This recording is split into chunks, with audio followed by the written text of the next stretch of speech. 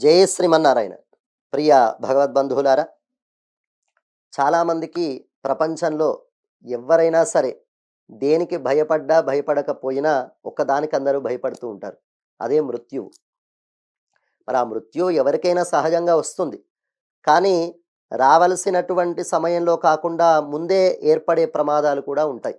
దానికి అపమృత్యు దోషం అని అంటారు. అటువంటి అపమృత్యు దోషాలు తొలగాలంటే, మృత్యు భయాలు తొలగాలన్నా, అపమృత్యు దోషాలు తొలగాలన్నా మనం చాలామంది కూడా శనిని ఆరాధన చేస్తూ ఉంటారు.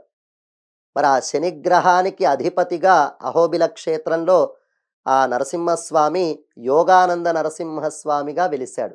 ఆ యోగానంద నరసింహస్వామిని ఎవరైతే ఉపాసన చేస్తారో వారికి సమస్తమైనటువంటి శనిగ్రహ దోషాలన్నీ కూడా తొలగిపోతాయి. మరి శనిగ్రహ దోషం అర్ధాష్టమ శని అని అంటారు. మన రాశి నుండి 4వ స్థానంలో శని వస్తే అర్ధాష్టమ శని అని అంటారు. 8వ స్థానంలోకి వస్తే అష్టమ శని అని అంటారు. అలానే 12వ స్థానంలోకి వస్తే ఏలినాటి శని అని అంటారు. ఇలా శని ఎన్నో రూపాలలో, ఎన్నో స్థానాలలోకి వస్తూ ఇబ్బంది పెడుతూ ఉంటాడు. మరి శని ఇబ్బంది పెట్టడం అంటే అర్థం ఏంటి?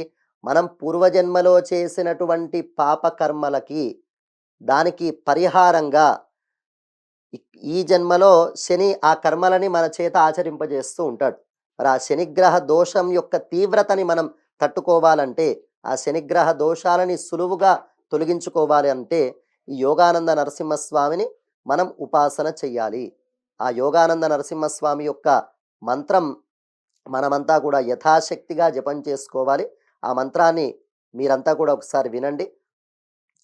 వేదాద్రి గహ్వరాంతస్థం ప్రహ్లాదానందదాయకం యోగానందమహం వందే నృసింహం భక్తవత్సలం. వేదాద్రి గహ్వరాంతస్థం ప్రహ్లాదానందదాయకం యోగానందమహం వందే నృసింహం భక్తవత్సలం. ఈ యొక్క యోగానంద నరసింహస్వామి యొక్క మంత్రాన్ని యథాశక్తిగా 108 సార్లు, 40 సార్లు, 21 సార్లు, 1008 సార్లు ఎంత ఓపిక ఉంటే అంత భక్తి శ్రద్ధలతో చేయగలిగితే వడపప్పు పానకాన్ని స్వామికి, ఆ నరసింహస్వామి యొక్క చిత్రపటానికి లేదా విగ్రహానికి మనం నైవేద్యం పెట్టగలిగితే, ఇదంతా కూడా ఎప్పుడు చేయాలి? ప్రతిరోజు మనం చేసుకోవచ్చు. విశేషించి శనివారం రోజు ఇలా చేయగలిగితే పొద్దున ఈ శని హోరా ఉన్నటువంటి సమయంలో, అంటే సుమారుగా 5:30 నుండి 6:30 వరకు ఈ మధ్యలో మనం స్వామిని ఆరాధన చేయగలిగితే శనిగ్రహం యొక్క తీవ్రత తగ్గుతుంది. స్వామి యొక్క అనుగ్రహంతోని సకల శుభాలు మనకి లభిస్తాయి. జై శ్రీమన్నారాయణ.